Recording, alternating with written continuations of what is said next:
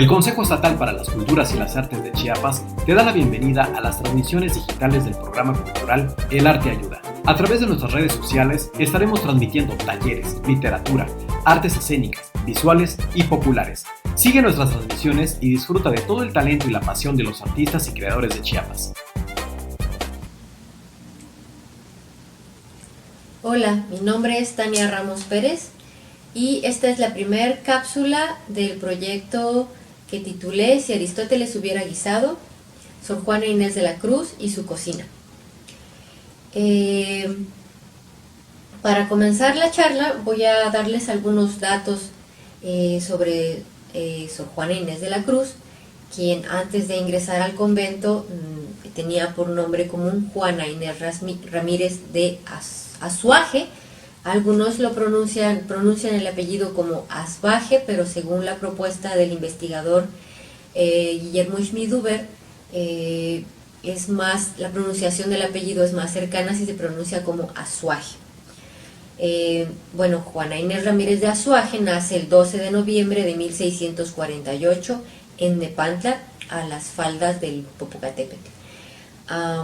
Ella ingresa siendo joven al convento de las Carmelitas, sale poco tiempo después y después ingresa al convento de San Jerónimo, justo el 24 de febrero de 1669, a formar parte de la orden de las monjas jerónimas.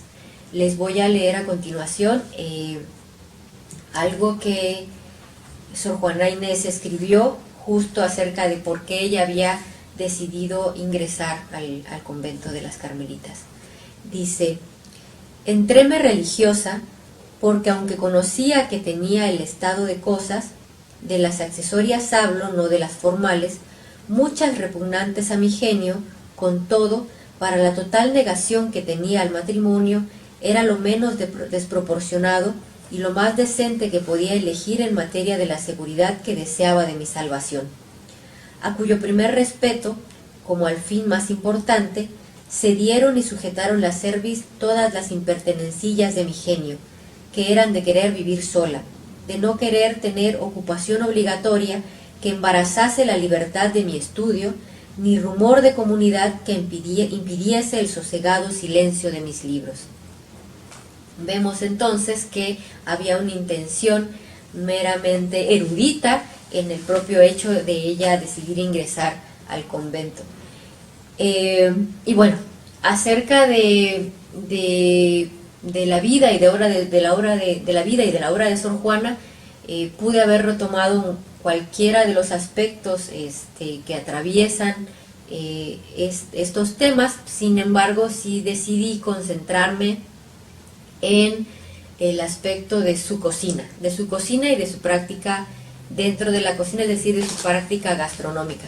El porqué de esto, creo que está en buena medida relacionado con que me interesa pensar la cocina, no únicamente la cocina en el contexto de Sor Juana Inés de la Cruz, sino de la cocina también en nuestra actualidad. ¿Qué representa para nosotros los seres humanos actuales la cocina que habitamos, la cocina que hemos creado prácticamente con nuestras manos? Y esto porque yo percibo la cocina como un espacio que ha sido histórica, social y culturalmente atravesado por dos procesos de invisibilización. Uno que está completamente relacionado con el hecho de que solemos pensar la cocina como un ámbito únicamente femenino. Y al vivir nosotros, al estar nosotros en una sociedad patriarcal, en donde las mujeres de entrada y de siempre han formado parte de estos procesos de invisibilización frente a los varones, entonces al pensarse la cocina como un ámbito puramente femenino, entonces también está atravesada por este mismo proceso de invisibilización que pertenece al orden de las mujeres en una sociedad patriarcal. En segundo plano, el otro proceso de invisibilización que atraviesa desde mi perspectiva la cocina, el espacio de la cocina, está sujeto a el orden histórico también, pero esta vez en el sentido de la sociedad capitalista y moderna en la que vivimos ahora, en la que solemos también pensar a la cocina como un espacio que debería estar relegado de nuestra vida cotidiana, porque las ideas de progreso o de desarrollo humano actuales están afincadas en otros espacios, en los espacios académicos, en los espacios donde sucede la política del día a día, en los espacios empresariales, pero no están precisamente en la cocina. Entonces, desde este aspecto también la cocina entonces sufre este otro proceso de invisibilización. Por eso hablo yo de dos procesos de invisibilización que atraviesan el espacio de la cocina como la pensamos ahora. Y lógicamente estos procesos venían ya desarrollándose incluso desde la época en que Sor Juana decide escribir esta frase de: si Aristóteles hubiera guisado, mucho más hubiera escrito, precisamente porque estaba haciendo una gran crítica ya en su época de cómo el espacio de la cocina y cómo los espacios tenidos por femeninos estaban siendo relegados y no se hablaba de ellos como fuente de inspiración o fuente de ideas filosóficas. Y Sor Juana justamente logra toda una visión radical en este sentido, desde mi perspectiva, con respecto a su cocina y a la práctica de la gastronomía. Voy a leerles entonces ahora una pequeña frase del filósofo Gastón Bachelard para precisamente abonar a esta percepción de todos los espacios, no únicamente el de la cocina, de todos los espacios como partes sustanciales de nuestra vida cotidiana. Partes tan sustanciales que están atravesadas por muchos procesos y que a veces, al ser estos espacios tan cotidianos, se nos olvida que vivimos en ellos, que sentimos a través de ellos y que entonces están emociones, prácticas culturales, prácticas sociales, económicas, etcétera, imbuidas en estos espacios. La frase que les voy a leer del filósofo Gastón Bachelard es la siguiente. Dice: la casa es, más aún que el paisaje, un estado del alma. Me parece una frase muy metafórica, pero también que abona mucho a esto a este ejercicio que vamos nosotros a sentir cercano a cómo lo hizo Sor Juana Inés en su época, de reflexionar estos espacios que habitamos, en este caso la cocina. Y bueno, para ejemplificar un poco también esta revisión de la cocina como un espacio de reflexión, sí me interesa también traer a cuenta el cómo fue o cómo pudo haber sido la cocina en la cocina y el comedor en que se movía Sor Juana Inés de la Cruz. Porque habría que recordar que Sor Juana Inés de la Cruz aparentemente en los conventos se vivía en forma comunal, pero en el caso del convento en el que vivió Sor Juana, sí se tienen descripciones de cómo las monjas vivían en celdas, y cuando hablamos de celdas no estamos hablando de un pequeño cuarto, hablamos de dimensiones bastante grandes. En el caso de Sor Juana se menciona incluso que el espacio al que ella le correspondió dentro del convento eran habitaciones amplias, incluso tenía un segundo piso, pero muy seguramente su cocina y su comedor pudieron pertenecer a un mismo espacio. Antes de entrar a esto, voy a hablarles ahora sí ya no de metáforas con respecto a los espacios en general, sino más bien en torno a la cocina específicamente. Voy a leer un extracto de un libro que se llama Leer como profesor, de Thomas C. Foster.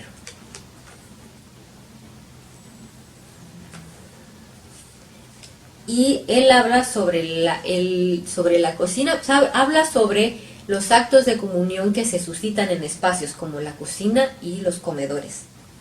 Dice, lo que hay que recordar en cuanto a las comuniones de todo tipo es lo siguiente. En el mundo real, compartir la mesa es un acto de paz. Pues mientras está cortando el pan, no se están rebanando gargantas. Por lo general, uno invita a cenar a sus amigos, a menos que intente congraciarse con enemigos o jefes. Ponemos mucho cuidado en las personas con las que compartimos la mesa. Por ejemplo, puede que no aceptemos una invitación a cenar de quien no nos cae bien. El acto de ingerir comida es tan personal que realmente solo queremos llevarlo a cabo con aquellos entre quienes nos sentimos a gusto. Como toda convención, esto puede infringirse. El líder de una tribu o un capo de la mafia, digamos, puede invitar a almorzar a sus enemigos y asesinarlos. En casi todos los ámbitos, sin embargo, esa conducta se considera de muy mala educación. En general, comer con otro es una manera de decir, estoy contigo, me caes bien, formamos una comunidad. Y eso es una forma de comunión. Ahora, estas formas de comunión, pareciera que no, pero están también atravesadas por cómo pensamos la cocina actualmente y cómo la hemos pensado a través del tiempo en términos arquitectónicos. Para poner un ejemplo también de todas estas cuestiones que confluyen en cómo nosotros podemos reflexionar nuestros espacios cotidianos. Voy a ejemplificarlo con el cuadro de Da Vinci de La Última Cena. Vean ustedes, aquí está el cuadro. Vemos ahí la mesa amplia con el banquete. Está al centro la figura de Jesucristo y acompañado de sus apóstoles. Es claro que Leonardo da Vinci imaginó o pensó más bien el comedor, esta comunión de la que habla Foster, en un ámbito separado de la cocina. Aquí no vemos para nada el ámbito en el que se cocinaron estos alimentos que están mostrados en la mesa. Entonces,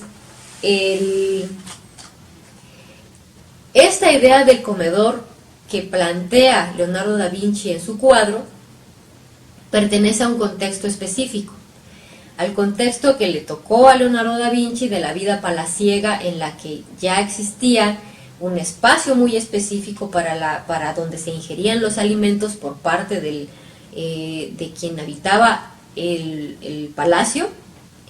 Recordemos que Leonardo da Vinci trabajó para muchas familias feudales y ellos vivían en casas muy grandes, palaciegas, y entonces él pintó esta Última Cena. No es el reflejo puro de cómo Jesucristo en vida, el Jesucristo vivo, comió en una época muy diferente y muy probablemente en una cocina muy diferente, en un comedor y en una cocina muy diferente. Incluso podríamos, al menos a mí me gusta pensar y reflexionar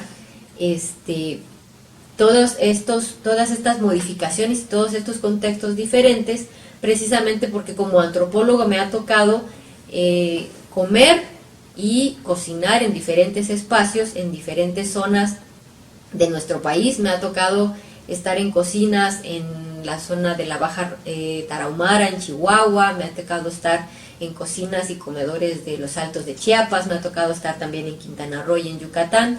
Y entonces ahí, en estos espacios de las comunidades originarias, no hay esta separación de la cocina del comedor.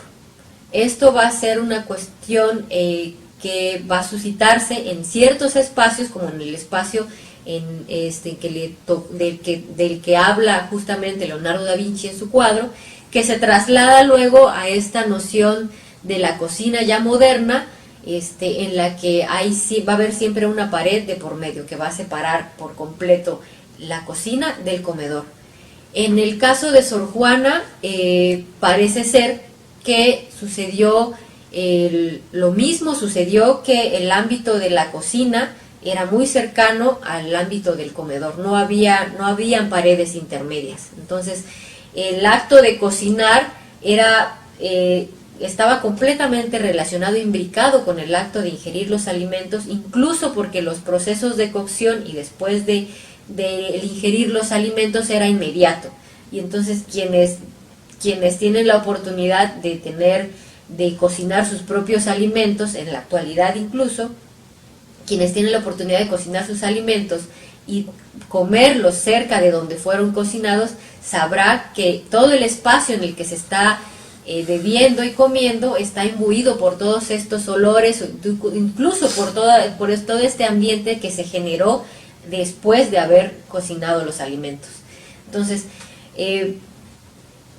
lo que quiero resaltar es precisamente cómo a partir de todos estos elementos que confluyen en la cocina y en la gastronomía, encontramos una cantidad pletórica de datos, de emociones, de sentires y de cosas que siempre van a hacer que detonen en nuestra mente un montón de ideas, y además de esas ideas, la posibilidad de reflexionar sobre la realidad que habitamos y sobre nosotros mismos. En este sentido, creo que se cumple cabalmente la frase cotidiana de cómo podemos nosotros, a través de la reflexión de la cocina y de los procesos que tenemos en ella, y del comedor también, el alimentar el cuerpo al mismo tiempo que alimentamos el espíritu. Esta frase seguramente habría gustado muchísimo a Sor Juana Inés de la Cruz, incluso si la escuchó seguramente le habría hecho completamente eco, porque para ella, que era una monja entregada por completo al ejercicio de la reflexión filosófica, al ejercicio de la escritura y al ejercicio de el entendimiento, y ella comprendiendo esta palabra entendimiento como algo que enlaza radicalmente, o sea, que unifica prácticamente el cuerpo de las cosas del espíritu. Entonces, conocer nuestro cuerpo es conocer nuestro espíritu, y al revés también, conocer nuestro espíritu es conocer nuestro cuerpo, y conforme más conocemos el cuerpo y todos los procesos que en él se suscitan, también estamos entendiendo nuestro espíritu, y entonces desde esta vía, diría Sor Juana Inés de la Cruz, estamos conociendo a Dios. Esto es en términos religiosos, pero seamos o no seamos religiosos, creo que podríamos comprender que había una visión muy amplia de Sor Juana Inés de la Cruz en torno a cualquier tema. Y bueno, uno de sus grandes temas fue, como ya lo estamos viendo, la cocina. Y bueno, vamos a pasar ahora a justamente leer algunos fragmentos, o más bien algunos sonetos escritos por Sor Juana Inés de la Cruz. Voy a leerles el siguiente soneto, que es un soneto amoroso. Esta tarde, mi bien, cuando te hablaba, como en tu rostro y tus acciones vía, que con palabras no te persuadía, que el corazón me vieses deseaba. Y amor, que mis intentos ayudaba, venció lo que imposible parecía, pues entre el llanto que el dolor vertía, el corazón deshecho destilaba. Baste ya de rigores, mi bien, baste, no te atormenten más celos tiranos, ni el vil recelo tu quietud contraste, con sombras necias, con indicios vanos, pues ya en líquido humor viste y tocaste mi corazón deshecho entre tus manos.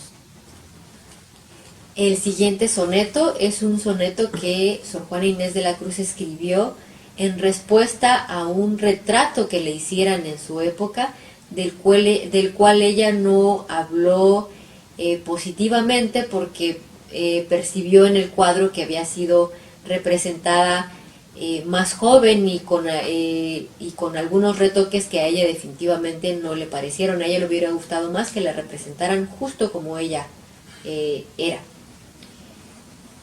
Y ella escribió esto: este que ves, engaño colorido, que del arte ostentando los primores, con falsos silogismos de colores, es cauteloso engaño del sentido. Este, en quien la lisonja ha pretendido excusar de los años los horrores, y venciendo del tiempo los rigores, triunfar de la vejez y del olvido. Es un vano artificio del cuidado, es una flor al viento delicada, es un resguardo inútil para el hado. Es una necia diligencia errada, es un afán caduco y bien mirado, es cadáver, es polvo, es sombra, es nada. La receta que les voy a compartir en esta primera cápsula es la llamada manchamanteles. Me voy a ceñir completamente a la receta que recuperan Mónica Lavín y Ana Benítez Muro en este libro que se llama Sor Juana en la cocina. Ellas recopilaron varias de las recetas del recetario que escribió Sor Juana, recetario que seguramente pertenecía no solo a Sor Juana, sino a todo el convento de las monjas jerónimas. El recetario que ellas recopilan entonces se ciñe bastante al original, únicamente añaden ellas algunos ingredientes, puesto que el recetario original estaba pensado para gente que ya tenía conocimientos básicos de cómo se hacían estas recetas o de cómo cocinar en aquella época, en ese contexto. Entonces habían algunas cosas que se daban por entendidas y que en la actualidad quizás no lo podríamos nosotros comprender igual, entonces lo que ellas hacen es añadir esos ingredientes. Bueno, vamos a comenzar. Esta es una receta netamente mestiza. Todos estos ingredientes provienen de diferentes lados. Lo que es americano, de origen americano, en esta receta son la piña, el camote, los chiles y los jitomates. Ingredientes como el ajonjolí, el clavo, la canela y la pimienta son de origen, vienen de India, de África y después domesticados en India. Las pasas igualmente vienen de Oriente. La manteca es grasa de cerdo y los cerdos son de origen euroasiático. El pollo es de origen también asiático. Las cebollas también son de origen asiático. Las manzanas son de origen chino y el plátano proviene de Australia, Melanesia, pero es domesticado en India y China. Bueno, ¿qué cosas tenemos ya que tener previamente preparadas o previamente cocidas antes de comenzar en sí la realización de la receta? El pollo es un pollo entero o 6 piezas, dice Sor Juana, porque después vamos a utilizar para la receta 2 tazas de caldo de este pollo que está previamente cocido. Estarán también previamente asados, los jitomates, y pueden utilizar, si es una cebolla grande, pueden utilizar la mitad asada también, o en este caso tengo una cebolla pequeña, entonces pueden usar las 2 mitades asadas también. Tiene que estar también ya previamente cocido el camote y ya cortado en trozos, medianamente cocidos, no totalmente cocidos. La piña, que de ella no utilizarán todo, únicamente de 2 a 3 rebanadas cortadas en trozos. Las manzanas también cortadas en trozos y el plátano macho también cortado en trozos. También tiene que estar previamente hervido el chile ancho, hervido y desvenado. Incluso dice Sor Juana Inés de la Cruz que recomienda que se haya dejado el chile remojando durante todo un día previo a la realización de la receta. Ok, ahora lo que sigue entonces es mezclar, moler, dice Sor Juana, estos ingredientes que tengo acá, que son el chile, la cebolla, el jitomate que están asados, media taza de ajonjolí, 1/4 de taza de pasas, media cucharada de pimienta, media cucharada de clavo y media cucharada de canela. Todo esto se muele y se pone a freír durante 10 minutos en 2 cucharadas de manteca. Una vez que está ya esto sofrito, se deja cocer todavía y agregarán entonces las 2 tazas del pollo que ya fue cocido previamente. Se agregan las 2 tazas y se deja cocer durante 5 minutos más. Durante esos 5 minutos más pueden ustedes agregar las 2 cucharadas de azúcar. En mi caso uso azúcar mascabado, que es 100% de caña, y eso es todo. Lo dejan cocer durante 5 minutos más y al final pueden agregar el pollo a este mole, y ya sea que agreguen la fruta al mole o al momento de servir pueden poner el pollo con el mole del manchamanteles y la fruta a un lado, y después bañar la fruta que también está ya cocida, y agregándole a la fruta la almendra. Pueden, igual que en el caso de nuestro famoso mole mexicano, acompañar el manchamanteles de una guarnición de arroz. Y bueno, eso sería todo por para la cápsula de hoy. Fue un gusto para mí compartirles todo esto que hemos charlado y esta deliciosa receta que, como diría Sor Juana Inés de la Cruz, va en ella un abrazo a nuestra tradición culinaria, que es una mezcla muchas veces, como lo diría también Octavio Paz, una mezcla muy barroca y bastante novohispana, la que nos es todavía heredada a la actualidad, y entonces es un abrazo a nuestras propias raíces. Fue un gusto para mí compartir con ustedes. Nos vemos en la siguiente cápsula. Consejo Estatal para las Culturas y las Artes. Gobierno de Chiapas.